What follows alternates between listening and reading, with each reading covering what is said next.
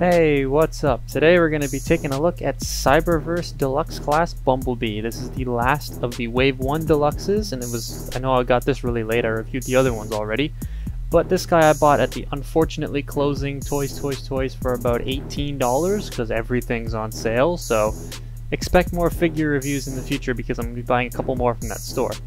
But anyways, the box is your standard Studio Series style box. You got your figure on the inside along with this really neat backdrop, but wedged in between the backdrop and the box is the instructions, but mine were stuck with static electricity, so watch me struggle here for a bit. But those little backdrops, even though they're not advertised as being proper backdrops for your figures, they do work pretty well as backdrops if you want to display them like that. But it's your standard plastic sort of prison for your figure. You do get the MacAdam Build-A-Figure piece along with his tiny pea shooter and his stinger, which we'll talk about those a little bit later on. And then Bumblebee himself is actually held in by a couple of hidden plastic tab thingies that hold your tags on your clothes. So yeah, that's just me forgetting that those are there.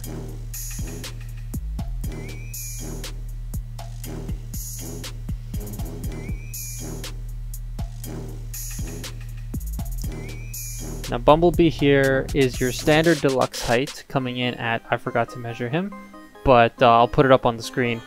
I forgot to measure him when I recorded this and I really don't feel like doing it again.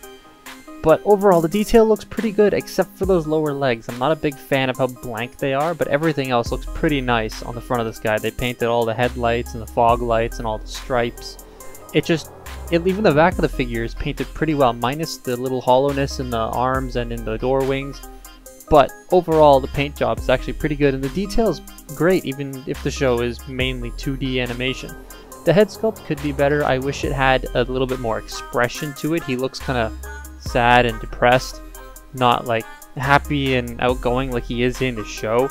So that's a bit weird. I wish the head sculpt was a little different, but overall, it's not bad. Accessory-wise, you first get a very out of focus MacAdam's lower torso. And I would connect this to the upper torso and show you that, but I have lost the upper torso. So yeah, but I don't know where it is. You do get his stinger blade right here, which looks pretty basic as it is in this configuration. However, he does come with an effects part. So you can take this and it tabs into those two tabs on the stinger, and there you go. Now that looks actually really cool. I really like this effect part. However, it's proprietary. It doesn't really fit on anything else. It fits on here a little bit, but it's not exactly the sturdiest connection, so that's a little unfortunate. But the pea shooter looks exactly like it does in the show, looks pretty useless, looks like the noisy cricket from Men in Black. Now he can hold all of his accessories, obviously. I mean, why else would he come with them? So you can plug the pea shooter into his hand like so. Very tight fit on my figure. I need to file the hands down a little bit. And the stinger blade's cool. It actually covers the entire hand, which I quite like. I think that's really, that shows that it's coming out of his hand as opposed to him just holding it. So that's pretty neat. But yeah, you can just pose them in his hands like that, and the effects part looks really cool and contrasts nicely with the yellow, so I quite like how that looks.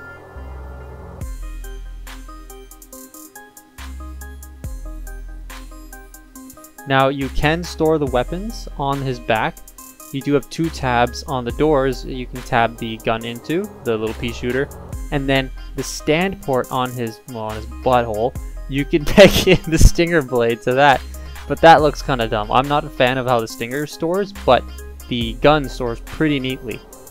Overall, this thing does look show accurate to a point. The lower legs proportions are a little off in the feet being too small and the legs being a little too chunky, but it's a basic deluxe and I only paid 18 bucks for this thing, so it totally does the job very well for how this guy looks on the show versus how the toy looks. And honestly, this is my favorite of the deluxes for the first wave of warrior figures.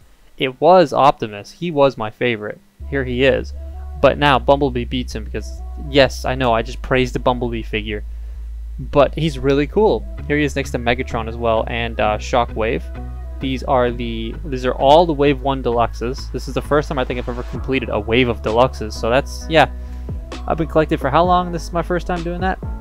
But he scales not very well with them because all these guys in the show are taller than him. But, I mean, for the price point, they all look pretty good. But yeah, Bumblebee I'd say is my favorite looking and my favorite to just mess around with. Here he is next to his previous animation incarnation. That rhymed. Here's RID Bumblebee with the repro labels, sorry, Toy Hacks stickers all over them. And a little bit taller at the head, but, I mean, and the styles are very different. But the new Bumblebee is far superior than the other one in the articulation, the transformation, the sturdiness, well, I would say the detail, but with the stickers on, the other one looks so good. I can't wait for a sticker sheet of this Bumblebee to come out. At the time of this recording, it's not out yet. And here he is next to a Siege Deluxe. Here's Siege Sideswipe for comparison, and they're pretty much the exact same size. However, Siege Sideswipe's plastic quality is definitely much better than Bumblebee's. That's a thing I've noticed with these guys. Their plastic quality is a little eh. Articulation-wise, the head's on a ball joint, however, it is quite limited. The arms, the kibble kind of gets in the way with the wings, but they do a 360 and they don't go out very far. The door wings flap, he's got ball jointed elbows, so that gives you a bend and a swivel. He does have a wrist swivel, which is something you don't see on a lot of Siege figures, so that's nice. Waist joint, ball jointed hips. It's your standard articulation fare, really. Thigh swivel, knee bend, and the all coveted ankle tilt. So, pretty good for posing. Those shoulders do kind of get annoying though after a while. Overall, the robot mode is definitely the strongest point of this figure. I love the robot mode. It's honestly really well done, especially for, I mean, if you pay the $30 that this thing's worth, at least in Canada, I think it's like 20 in the States, it's still worth it. But for the $18 I paid for it, I'm ecstatic. This thing is awesome. It's really cool. Now, the transformation is a bit, it's got here. So you'll notice that this tab is extremely long right there on the leg, and this one's extremely short. I chopped it in half because you have to like flex the plastic in order for the tab to tab in on its normal length, and it starts to stress the tabs out. So I'd say trim those tabs down a little bit and you'll be able to peg the vehicle mode together solidly. Now you'll notice here in the little circle section there's a stress mark. That developed the first time I transformed this guy because this hinge is extremely tight, so pushing the door wings in kind of stresses the plastic, so you got to be careful. Overall though, the vehicle mode looks great for the most part. It is missing some paint, especially on that front bumper section. The stripe doesn't go all the way around the front of it, which is a little annoying, but I mean, you can easily fix that with some paint, or if Toy Hacks comes out with a sticker sheet, you can do some Toy Hacks stickers. This did look like it was supposed to have a spoiler, but I finished watching the show and he doesn't have a spoiler, so that's fine. Here it is next to the other deluxes, and again, doesn't scale well, except maybe for Shockwave. He scales pretty well with Shockwave, but everything else is too small in comparison to Bumblebee, but that's what he looks like next to all those other figures from the Cyberverse TV show, which I do recommend you watch, by the way. It's very good, and it's all on YouTube, on Hasbro's official Transformers YouTube channel. They have it all there. So yeah, that's where I finished watching it. I finished watching it just before shooting this review, actually.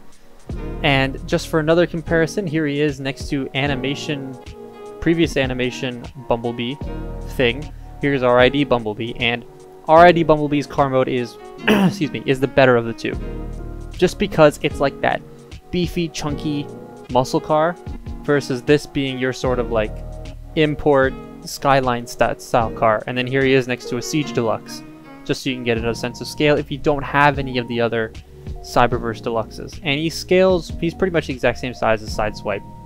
So yeah, he's standard deluxe size, which I like. Well, standard nowadays. If you compare him to one of the older Bumblebees, they're huge in comparison to this guy. So that I don't have any, but that gives you a little perspective on how inflation works. Yay.